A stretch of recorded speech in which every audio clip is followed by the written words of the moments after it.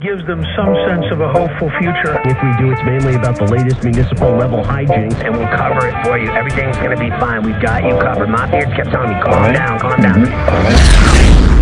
To you or me, $26 million would be a comfortable savings deposit, enough on which to live well for the rest of our lives.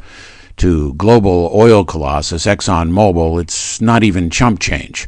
It's like the tip you palm off to the guy who carries your bag at the airport. That's, of course, an exaggeration, but not by much.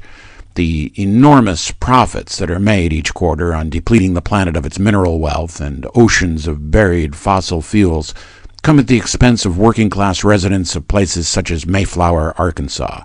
Their ongoing medical expenses and loss of hard-earned property are the price paid for the tar sands oil spill that ruined the town last March. Nora Caplan-Bricker, who's a staff writer for the New Republic magazine and newrepublic.com, tells the story. This is EntryPoint. I'm Richard Alcott. Nora Caplan-Bricker, there's one more thing then, that in your stories that ExxonMobil paid what seemed like a ridiculous fine for this spill, and that the real price is being borne by the people who live in Mayflower.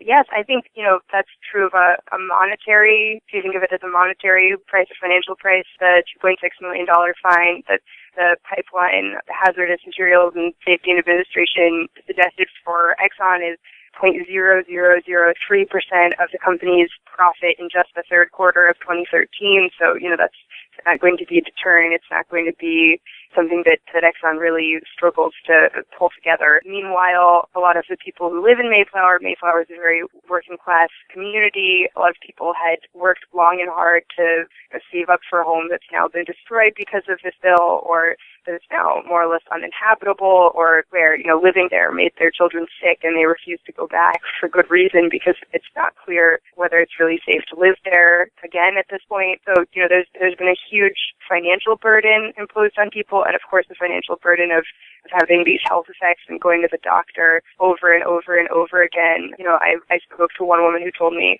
I'm working to pay doctors right now. She's paid everything out of pocket since last April. She ran out of her insurance a month after the spill. So costs like that. And then, of course, these costs that are harder to quantify, of the extreme anxiety of watching yourself and your family get sick, of watching your home destroyed, of not really knowing what recourse you might have, of not knowing what's going to come next as far as your health. So those costs really run the gamut, and certainly it's the residents and not the company who are paying them. Nora Caplan-Bricker is a staff writer for the New Republic based in Washington, D.C. You've been listening to EntryPoint,